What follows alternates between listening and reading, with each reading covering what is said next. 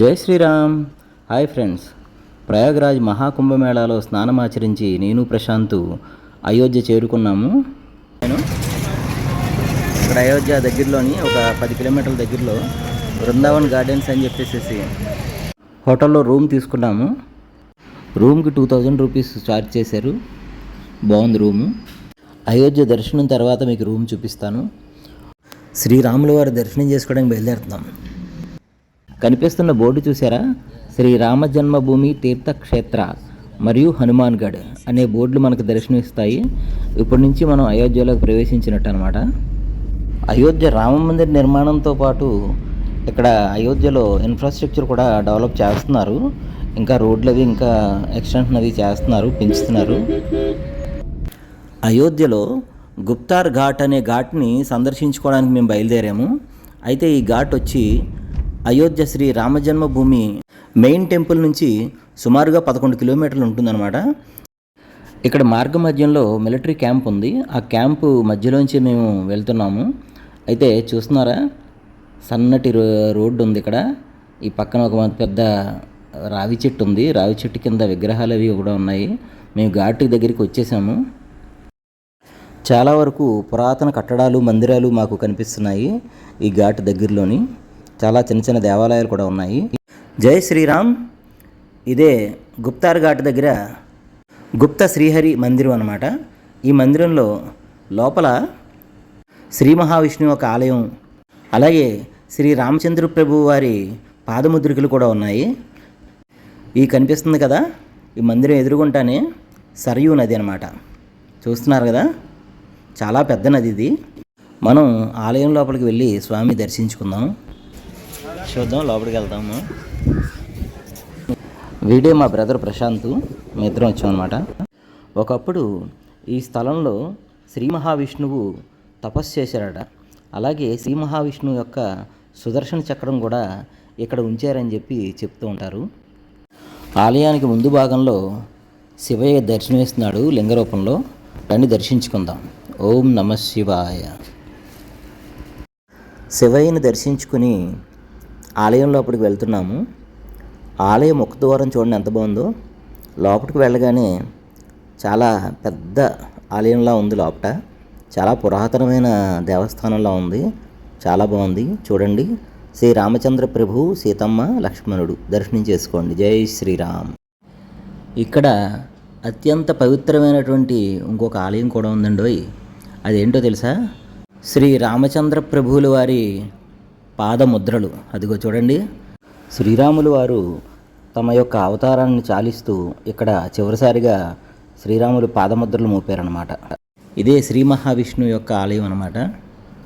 राम जी भी जो है प्रजा सहित अयोध्या से पैदल चलकर यहाँ पर आए। वाल्मीकि रामायण के उत्तर कांड में लिखा है कि राम जी एक उत्तम स्थान पर आए। उत्तम स्थान यही है जहाँ भगवान विष्णु यहाँ निवास कर रहे हैं। राम जी अपने मूल रूप में यहाँ पर आ गए थे, भरत शत्रुघ्न के साथ सात शरीर विष्णु रूप में। उसके बाद पूरा अयोध्यावासी सभी लोग सर्जन गोता लगाए। जो दिव्य शरीर हुआ वही विमान में बैठे अपने परम धाम को लेकर राम जी यहाँ से चले गए थे. చూశారు కదా, ఆలయంలో అన్నీ దర్శించుకున్నాము. ముఖ్యంగా శ్రీరాములు వారి పాదపద్మాలు దర్శించుకున్నాం కదా. ఇప్పుడు మనం సరయూ నదిలోకి వెళ్దాము. ఈ కనిపిస్తున్నదే పవిత్ర సరయూ నదీ తీరం అన్నమాట. ఈ నదిలోనే శ్రీ రామచంద్రుల వారు అవతారాన్ని చాలించి వైకుంఠ ప్రవేశం చేశారు. జై శ్రీరామ్. పవిత్ర సరయూ నదిలో పడవల విహారం చేద్దాం అనిపించింది. నేను మా బ్రదర్ ప్రశాంత్ మరియు ఫ్రెండ్ భూపేందర్ ముగ్గురం కూడా పడవలో కూర్చున్నాము. అయితే ఒక్కో పర్సన్కి 100 రూపీస్ ఛార్జ్ చేస్తున్నారు. సరయూ నదిలో బోటుపై విహారం చేస్తున్నాము. వాతావరణం చాలా చల్లగా ఉంది. నదిలో మేము ప్రయాణిస్తున్నాము. చాలా అద్భుతంగా ఉంది. అయితే ఇక్కడ ఇంకా కొత్తగా ఘాట్లు అవి నిర్మిస్తున్నారు యూపీ ప్రభుత్వం వారు. చూడండి, పవిత్ర సరయూ నదీ జలాలు చాలా అద్భుతంగా ఉంది కదా. ఇంకో ఈ యొక్క పవిత్ర జలాల్ని మనం నెత్తిమీద చల్లుకుందాం. జై శ్రీరామ్, జై శ్రీరామ్. అయోధ్య అంతటికీ కూడా మంచినీళ్ళు ఈ సరయూ నది నుంచే వెళ్తాయట. జై శ్రీరామ్, జై జై శ్రీరామ్. అయోధ్య గొప్ప ఆధ్యాత్మిక కేంద్రమే కాకుండా గొప్ప పర్యాటక కేంద్రంగా కూడా రూపుదిద్దుకుంటుంది. మానవ జీవితంలో ఒక్కసారైనా సరే ఈ యొక్క అయోధ్య పట్టణాన్ని దర్శించాలి. పరంధాముడు పురుషోత్తముడు అయిన శ్రీ రామచంద్రమూర్తిని దర్శించుకోవాలి. ఈ స్థల మహత్యం కూడా చాలా గొప్పది. సాక్షాత్తు శ్రీ మహావిష్ణువే ఇక్కడ తపస్సు ఆచరించారని ఇక్కడ స్థల పురాణం కూడా చెప్తుందన్నమాట. ఈ అయోధ్య మహానగరానికి సాకేతపురి అని కూడా ఒక నామం ఉండేదన్నమాట, పేరు. ఈ అయోధ్య నగరంలో సుమారు 6000 పైచిలుకు ఆలయాలు ఉండేవట. అయోధ్య అంటే ఎవ్వరూ జయింపలేనిది అని అర్థం. సాక్షాత్తు శ్రీరామచంద్రుడి యొక్క జన్మస్థానం అయినటువంటి రామజన్మభూమి మన హిందువులు దక్కించుకుని ఆలయం కట్టడానికి సుమారు 500 సంవత్సరాలు పట్టింది. ఈ రామజన్మభూమి కోసం, శ్రీరాముడికి ఆలయం కట్టడం కోసం చాలామంది శ్రమించారు. జనవరి 22వ తారీఖు 2024 సంవత్సరం శ్రీ నరేంద్ర మోడీ గారి ఆధ్వర్యంలో రామలల్ల అంటే బాలరాముడిని ప్రతిష్ఠించారనమాట. మనం ఇప్పుడు బాలరామయ్యని చూడడానికి వెళ్తాము. ఇక్కడ గుప్తార్ ఘాట్ నుంచి బయలుదేరుతున్నాము. చూడండి, సరయూ నది, రామచంద్ర ప్రభు ఇక్కడే వైకుంఠం చేరుకున్నారు. మరొకసారి స్వామిని మనస్ఫూర్తిగా తలుచుకుంటూ జై శ్రీరామ్, జై శ్రీరామ్, జై జై శ్రీరామ్. అయోధ్య నగరానికి బయలుదేరాము. ఇదే లతా మంగేష్కర్ చౌక్ అన్నమాట. అయోధ్య మహానగరాన్ని కొంచెం వీక్షిద్దాము. మహాకుంభమేళలో స్నానం ఆచరించిన భక్తులందరూ ఇక్కడికే వస్తున్నారు. జై శ్రీరామ్. బాలరామయ్యని చూడడానికి వెళ్తున్నాము. రామలల్లాని చూడడానికి వెళ్తున్నాం. జై శ్రీరామ్. త్రివేణి సంగమంలో స్నానం ఆచరించిన భక్తులు లక్షలాదిగా అయోధ్యకు తరలి వస్తున్నారు. జై శ్రీరామ్. లక్షలాదిగా తరలి వచ్చిన ఈ భక్తుల్ని చూస్తే నిజంగా మనసు చాలా పులకరించింది. రామనామాన్ని జపిస్తూ ముందుకు సాగుతున్నారు జనాలు. జై శ్రీరామ్. ఈ జనాల్ని చూసారా? ఇదే రామాలయానికి ఎంట్రన్స్. ప్రయాగరాజ్ మహాకుంభమేళలో స్నానాలు ఆచరించిన భక్తులందరూ కూడా డైరెక్ట్గా అయోధ్యకు వచ్చేస్తున్నారు. అయోధ్య ఎంత నిండిపోయిందంటే అక్కడ ఖాళీ లేదు. సుమారు 4-5 లక్షల మంది వచ్చి ఉంటారు ఈరోజు. చాలా ఎక్కువగా ఉన్నారు జనాలు. ఇంతమంది జనంలో రామాయణ దర్శించుకోవాలంటే సుమారు 10-12 గంటలు పట్టొచ్చేమో. మా బ్రదర్ ప్రశాంత్ ఉన్నాడు కదా, వాడి దేవల్ల రామాయణ దర్శించుకోవడానికి మాకు విఐపి పాసులు లభించాయన్నమాట. అనంత భక్తకోటి రామనామాన్ని జపిస్తూ ముందుకు సాగుతూనే ఉన్నారు. అంతా రామమయంగా ఉంది ఇక్కడ అంతా కూడా. జై శ్రీరామ్, జై శ్రీరామ్. రామనామాన్ని జపిస్తూ మేము కూడా అడుగులు ముందుకు వేస్తున్నాము. దివ్యమైన అనుభూతి కలుగుతుంది నాకు. చాలా చాలా అంటే చెప్పలేను మాటల్లో. చాలా అద్భుతంగా ఉంది. ఈ కనిపిస్తున్నదే హనుమాన్ గడి అన్నమాట. ఆంజనేయ స్వామి వారి యొక్క దేవస్థానం ఇది. లంకలో రావణ సంహారం జరిగిన తర్వాత సీతారామ లక్ష్మణులు అయోధ్యకు బయలుదేరారు. ఆ సమయంలోనే శ్రీ ఆంజనేయ స్వామి వారు కూడా అయోధ్యకు వచ్చేశారు. అప్పటి నుంచి కూడా అయోధ్యకి క్షేత్రపాలకుడిగా ఉండమని శ్రీరాములు వారు ఆదేశించి ఆ స్వామివారిని ఇక్కడే ఉండమని చెప్పారు. అప్పటి నుంచి శ్రీ ఆంజనేయ స్వామి వారు ఇక్కడే ఉన్నారన్నమాట క్షేత్రపాలకుడిగా. ఈ ఆలయంలో స్వామివారు బాల హనుమంతుడిగా ఉంటారు. అయితే ఆ బాల హనుమంతుడి వారు కూడా తన తల్లి అయినటువంటి అంజనాదేవి ఒళ్ళో కూర్చుని మనకు దర్శనమిస్తాడు. బోలో శ్రీరామ భక్త హనుమానికి జై. ఈ యొక్క ప్రదేశాన్ని హనుమాన్ ఘరి అని, హనుమాన్ గఢ్ అని కూడా పిలుస్తారు. మనం ముందుగా శ్రీ రామచంద్ర ప్రభువుని దర్శించుకుని వచ్చే మార్గంలో స్వామివారిని దర్శించుకుందాం. అదిగో కనిపిస్తుంది కదా, అదే హనుమాన్ గఢ్ శ్రీ ఆంజనేయ స్వామి వారి యొక్క దేవస్థానం. చాలా ఎక్కువ మంది ఉన్నారు జనం.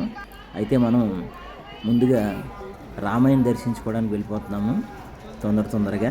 జై శ్రీరామ్, జై జై శ్రీరామ్. చూడండి ఎంత బాగుందో ఏరియా అంతా కూడా. చాలా అద్భుతంగా డెవలప్ చేశారు ఇదంతా కూడా. ఇంకా డెవలప్ చేస్తూనే ఉన్నారు. ఇంకా కన్స్ట్రక్షన్ అవి జరుగుతూనే ఉంది చాలా చోట్ల. ఇదే రాజద్వార గుడి. ఈ దేవస్థానం సంవత్సరంలో 2 సార్లే తీస్తారట. జై శ్రీరామ్. ఈ కనిపిస్తుంది కదా, ఇదే దశరథ మహల్ అన్నమాట. అంటే శ్రీ దశరథ మహారాజు గారి యొక్క కోట అన్నమాట ఇది.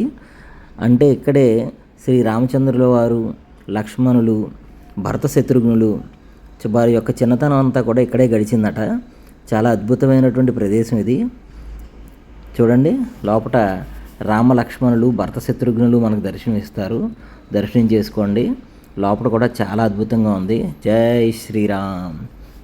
దర్శనం చేసుకుని కొంచెం యువతలకు వచ్చిన తర్వాత కనక మహల్ అనే ఒక మహల్ ఉందన్నమాట. ఇదిగో చూడండి, ఇదే కనక మహల్ అన్నమాట. సీతారాముల యొక్క కళ్యాణానంతరం కైకేయి సీతమ్మ వారికి ఈ యొక్క మహల్ని బహుమతిగా ఇచ్చిందట. చూడండి ఎంత అద్భుతంగా ఉందో. దీన్నే కనక మహల్ అంటారు. అంటే బంగారపు మహల్ అన్నమాట. అంటే బంగారపు బంగళా. చూడండి, ఇక్కడ రాముల వారు, సీతమ్మ వారు. జై శ్రీరామ్. నెమ్మదిగా సాయంత్రం అవుతుంది. మనం రాముల వారిని దర్శించుకోవడానికి వెళ్తున్నాము. అయితే ఇక్కడ నుంచి కొంచెం దూరం వరకు మాత్రమే మొబైల్స్, కెమెరాలు అలౌ చేస్తారు. అక్కడ నుంచి అలౌ చేయరు. ఇక్కడ మొబైల్స్, ఎలక్ట్రానిక్ పరికరాలు పెట్టుకోవడానికి సదుపాయాలు ఉన్నాయి. అన్నీ ఉచితంగానే ఉన్నాయి. ఇక్కడ మా మొబైల్స్, కెమెరాలు అన్నీ ఇక్కడ పెట్టేసుకుని మేము దర్శనాన్ని బయలుదేరాము. ఇక్కడ నుంచి కొన్ని వీడియో క్లిప్పులు కాపీ చేయడం జరిగింది.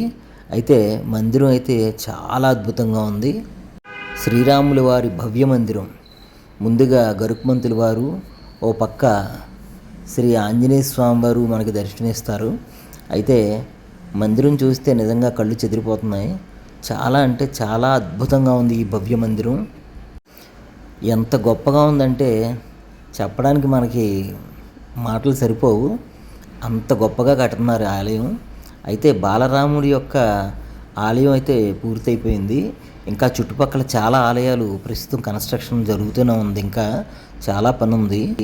ఈ ఆలయంలో విశేషం ఏంటంటే ఎక్కడా కూడా ఇనుము కానీ సిమెంట్ కానీ ఏది వాడలేదు. అంతా రాళ్లతోనే నిర్మించారు.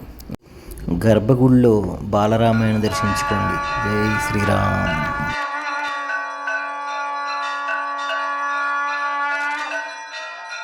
శ్రీరామ జయ రామ జయ జయ రామ, శ్రీరామ జయ రామ జయ జయ రామ, శ్రీరామ జయ రామ జయ జయ రామ.